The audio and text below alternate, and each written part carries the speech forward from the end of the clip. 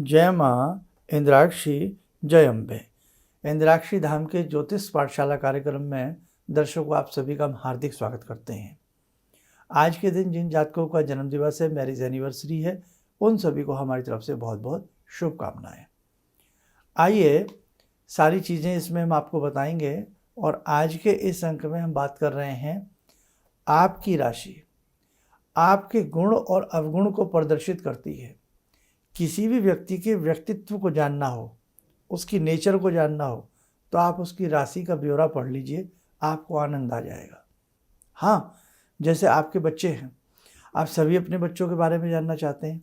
छोटा सा बच्चा है, अब यदि उसकी राशि के बारे में आप पढ़ लेंगी या पढ़ लेंगे तो आपको उस बच्चे की नेचर कैसी रहेगी बहुत कुछ पता लग सकता है। ये चैप्टर स्वतंत्र है, लेकिन बड़ा ही अच्छा चैप्टर है ये। इसकी कुछ बारीकियां मैं आपको बताऊंगा। आइए पहले आज का हम पंचांग देखें।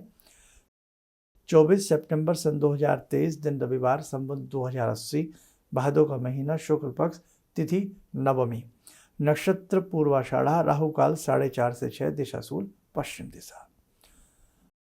हमारे 4 वेद हैं, सभी जानते हैं, और पंचम नेत्रों की उपमा दी गई है पंचम विद्या को, ज्योतिष विद्या को। 5वां इसको ज्योतिष वेदों का नेत्र कहा गया है। आँख जो देख सके, पहचान सके, ऐसे ही ज्योतिष विद्या में हम किसी को पहचान सकते हैं।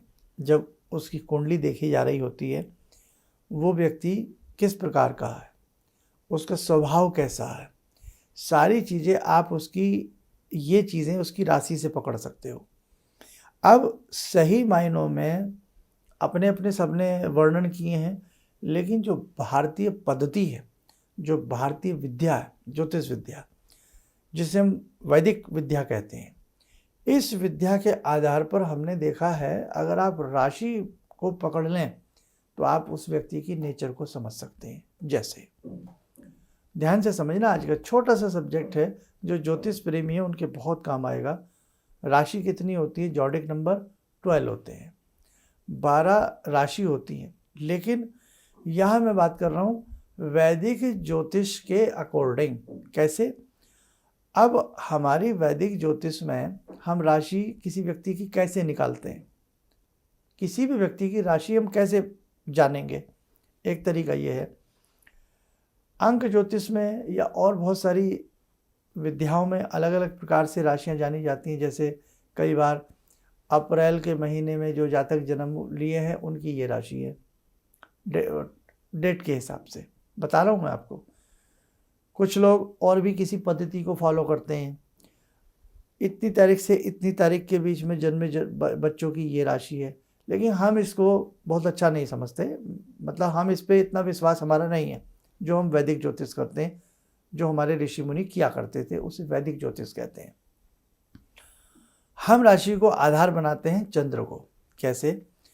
चंद्रमा एक राशि पर, 12 राशि हैं, चंद्रमा एक राशि पर कितने दिन रहता है? करीब 2 दिन के हिसाब से। कितने? करीब 2 दिन के हिसाब से चंद्रमा एक राशि पर रहता है। जो मार्केट में पंचांग आते हैं आजकल, तो कंप्यूटर में आप देख सकते हैं कि चंद्रमा आज किस राशि पे। जैसे किसी के घर आज बच्चा पैदा हुआ, तो आप देखिए चंद्रमा आज किस राशि पे है, दबाइए कंप्यूटर की कीज़, तो आपको निकल कर के आ जाएगा। इंटरनेट पे भी देख सकते हो, सारी सर्च करके देखोगे कि चंद्रमा आज इस राशि पे है। तो चंद्रमा जिस दिन जिस राशि पे होता है, वही उस व्यक्ति की जन्म राशि होती है। बहुत इफेक्ट डालती है। इसको मैंने बड़ा ही महसूस किया। आप देखो, आपने ये तो समझ लिया कि चंद्रमा किस राशि पे है, उसकी राशि जान ली। अब जो बच्चे बड़े हो गए, कैसे पहचानोगे?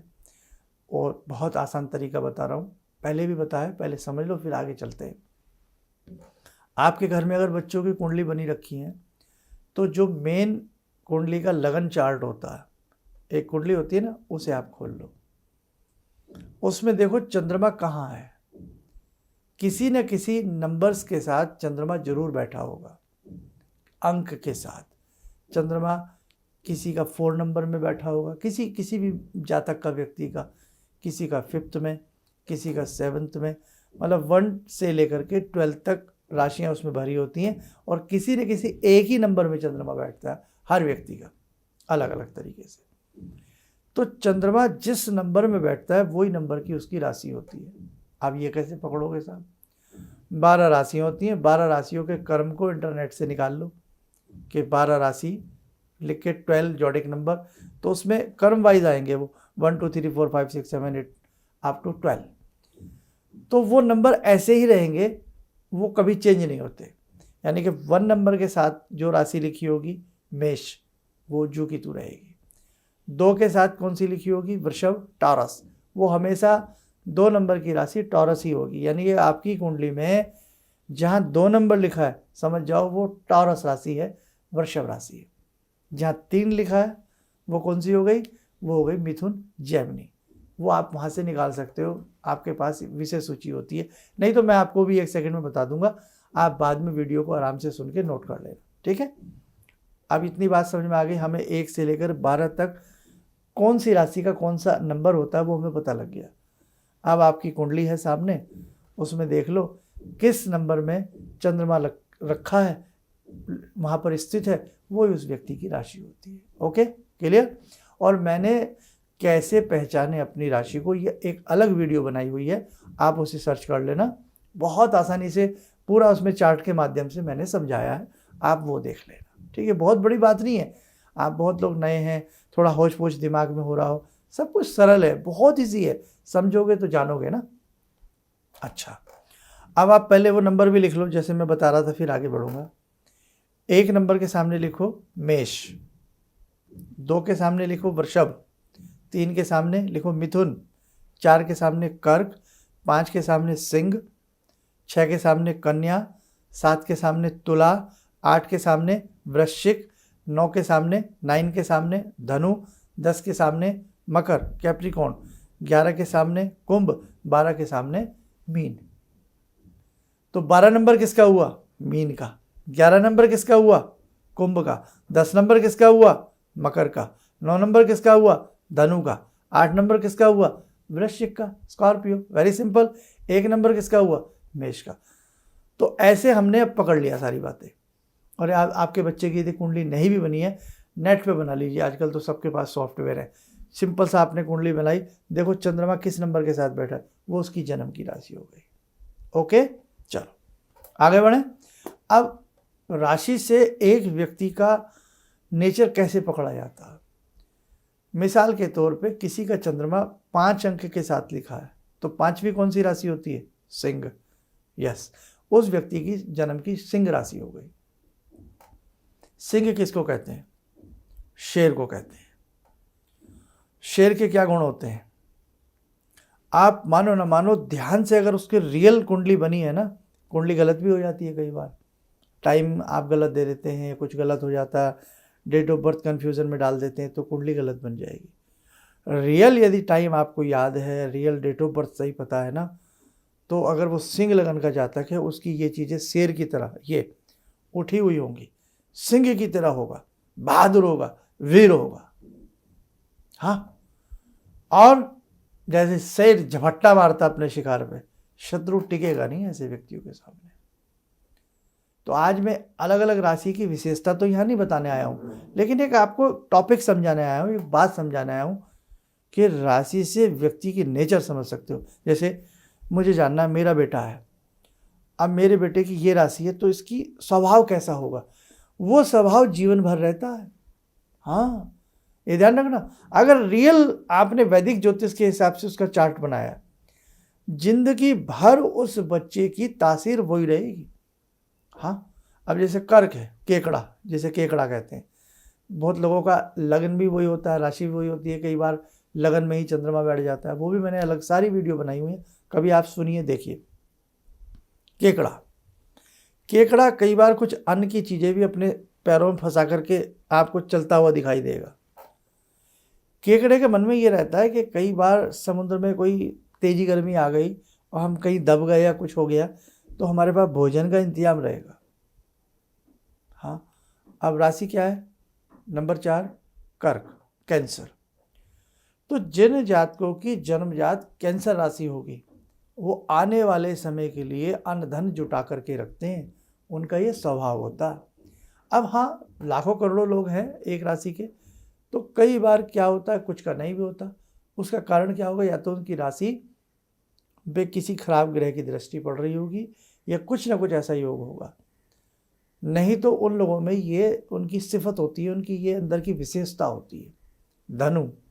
धनु राशि वाले थोड़े शंकालु, शर्माने वाले, और साथ में कहीं ना कहीं भगवान से जुड़े हुए अनन्य उनके तार होते हैं, ऐसा उनकी पहचान होती है। मेष राशि है, मेष किसको कहते हैं, किसको कहते हैं? मेष कहते हैं मेढा को। आप मेष राशि का आप साइन देखिए, उसका चित्र देखिए, मेष राशि का मेढा, ऐसे सींग मुड़ा हुआ, पहाड़ी मेढा होता, सींग मुड़ा हुआ होगा, और ये जो उसका फोरहेड होगा, मस्तक होगा, आगे ऐसे होता है। यानी कि मेढा कहाँ से मारता है व्यक्ति को, कहाँ से मारता है? आपस में टक्कर मारता है, ऐसे टक्कर मार, देखें मेढे की लड़ाई देखिए, ऐसे मेढा टकराता है आपस में, सिर से वार करता है। तो जिसकी मेष राशि होगी वो दिमाग की खाएगा, दिमाग की चोट मारेगा किसी को। आप देखो कि किसी की मेष राशि है तो देखो अपनी राशि, हम गलत कह रहे हैं तो, यानी कि दिमाग के विचारों से वो शत्रु का सामना कर लेता, इतना बहादुर होता, और उसका दिमाग हर समय चलता रहेगा, घूमता रहेगा, कुछ ना कुछ चलता रहेगा उसके दिमाग में। मेष राशि वाले के दिमाग, उसका सोते हुए भी मतलब कुछ ना कुछ प्लानिंग उसकी बनी रहती है। कैसा लग रहा है चैप्टर? बढ़िया लग रहा है ना? ऐसे ही और भी बहुत सारी विशेषताएं अलग अलग राशि की। अब वो ये ना, काम बहुत होता है, कभी अब जैसे धार्मिक तीज त्यौहार चल रहे हैं उनके बारे में बताना होता है, तो बहुत सारी चीज़ें। तो आज मैंने आपको मोटा माटी ये समझाया है कि जो राशि होती है, ओरिजिनल राशि हमेशा मानना वैदिक ज्योतिष के आधार पर और चंद्र के आधार पर, जो आपके बच्चे की, बेटी की, बेटा की, किसी की भी, दामाद की, किसी की भी, जैसे कई बार हम रिश्ता करते हैं तो हम देखते हैं भाई दामाद साहब की नेचर कैसी है, कोई आपको बताएगा नहीं, कोई अपने अंदर क्या गुण है, अब गुण जल्दी से नहीं बताता, राशि से पकड़ लोगे आप। तो इसके लिए अब कौन सी राशि का क्या गुण होता है, क्या अवगुण होता है, 1 से लेकर 12 तक के, तो देखो भैया अभी समय नहीं है, कभी समय रहा, फुर्सत रही तो मैं वो गुण और अवगुण और उनकी नेचर कैसी होती है वो मैं आपको कभी 12 के 12 एपिसोड, देखो आगे जगदम्बा की क्या इच्छा होती है वो आपको बताऊंगा। लेकिन फिलहाल के लिए आपको मैंने चैप्टर समझा दिया है, समझ के देखो, जो ज्योतिष प्रेमी है बहुत काम आएगा। और अब ये लें कहाँ से आप, जब तक मैं नहीं बता रहा हूँ तब तक आप वेट थोड़ी करेंगे, कहीं से भी, इंटरनेट से कहीं से भी, मेष राशि का गुण अवगुण, लेकिन किसी अच्छी सॉफ्टवेयर से, किसी अच्छे से पता लगेगा। ये नहीं कि कोई चलता फिरता नहीं बात, कोई अच्छी बुक आपके पास हो, अच्छे किसी राइटर की बुक आपके पास हो, तो उसमें आपको 12 की 12 राशियों के गुण अवगुण मिल जाएंगे। बाकी हमसे अगर जानना चाहते हैं थोड़ा सा इंतजार कर लीजिएगा, भविष्य में आने वाले समय में आपको हम बताने का प्रयास करेंगे। आइए साथियों, समय चला आज की ध्यानमाला का। आज की ध्यानमाला में जुड़ते हैं हम भगवान भैरव जी से, और भगवान भैरव अपनी कृपा बरसाएं, आप सबके विघ्न दूर हों। ओम करकलित कपाला कुंडली दंडपाणी तरुण तिमिर नीलो व्याल यज्ञोपवीते क्रतु समय सपर्याद विघ्न विच्छेद हेतुर जयति बटुकनाथा सिद्धिदा साधकानां जयति बटुकनाथा सिद्धिदा साधकानां। ओम देव्य राज्य सेव्यमान पावनाग्रिपंकजं व्यालयज्ञसूत्रमिन्दुशेखरं कृपाकरं नारदादियोगवृन्दिवन्दितं दिगम्बरं काशिकापुरादिनाथ कालभैरवं भजे भानुकोटिभास्वरं भवाब्दितारकं परं नीलकण्ठमीप्सितार्थदायकं त्रिलोचनं कालकालमम्बुजाक्षमक्षशूलमक्षरं काशिकापुरादिनाथ कालभैरवं भजे शूलटङ्कपाशदण्डपाणिमादिकारणं श्यामकायमादिदेवमक्षरं निरामयं भीमविक्रमं प्रभुविचित्रताण्डवप्रियं काशिकापुरादिनाथ कालभैरवं भजे भुक्तिमुक्तिदायकं प्रशस्तचारुविग्रहं भक्तवत्सलं स्तमस्तलोकलोकविग्रहम् भूतसङ्गनायकं विशालकीर्तिदायकं काशीवासलोकपुण्यपापशोधकं विभुं नीतिमार्गकोविदं पुरातनं जगत्पतिं काशिकापुरादिनाथ कालभैरवं भजे काशिकापुरादिनाथ कालभैरवं भजे। कवच बना लें, ध्यान करें, भगवान बटुकनाथ जी का शुभ आशीष सबके ऊपर बरस रहा है।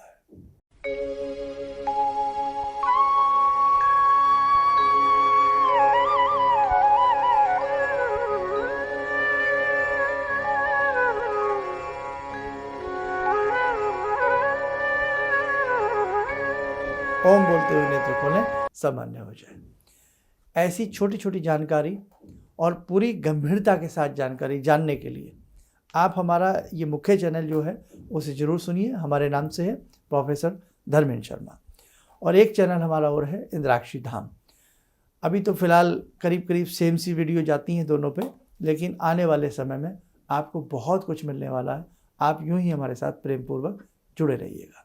स्वस्थ रहें, सुखी रहें, इन्हीं शुभकामनाओं के साथ हम अपनी वाणी को विराम देते हैं। जय जय अम्बे। तो आपने एक हमको 11 लौंग और बजरंग बाण की बात की थी, तो मैंने अपने पोते के लिए, मतलब पोता जो है मेरा हमेशा जब भी कहीं बाहर निकलता था, बहुत चुलबुल टाइप का है, तो उसको हमेशा कुछ न कुछ हो रहा, रात भर रोता था। लेकिन वो 11 लौंग को 11 बार मैंने वो किया और 11 दिन तक किया और 21 दिन है। उसके बाद से अभी तक तो कभी घूमने जाता है तो उसको कुछ नहीं होता है।